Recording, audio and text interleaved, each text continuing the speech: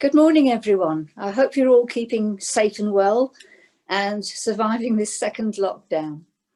Our reading this morning is from Acts chapter 16, starting at verse 1.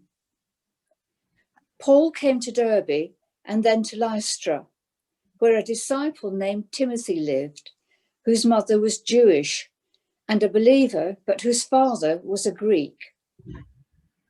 The believers at Lystra and Iconium spoke well of him, and Paul wanted to take him along on the journey.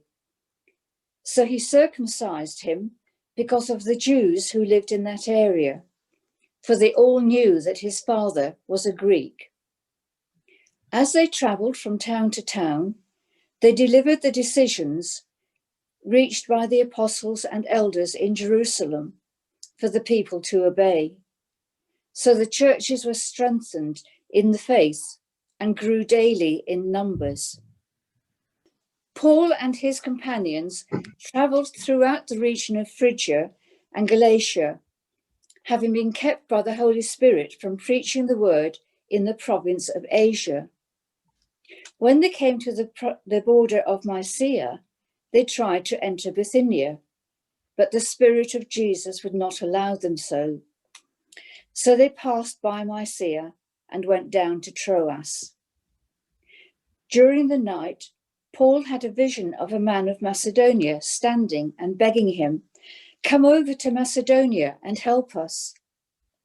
After Paul had seen the vision, we got ready at once to leave for Macedonia, concluding that God had called us to preach the gospel to them.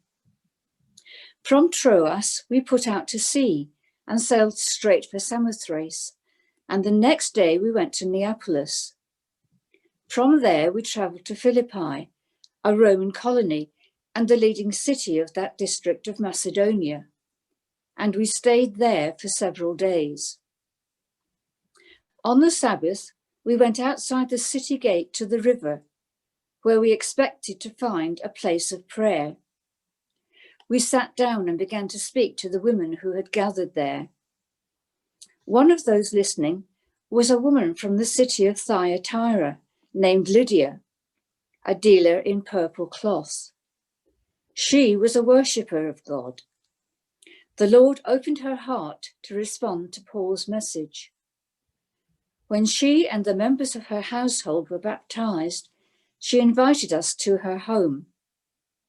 "If you consider me a believer in the Lord," she said, "come and stay at my house." And she persuaded us.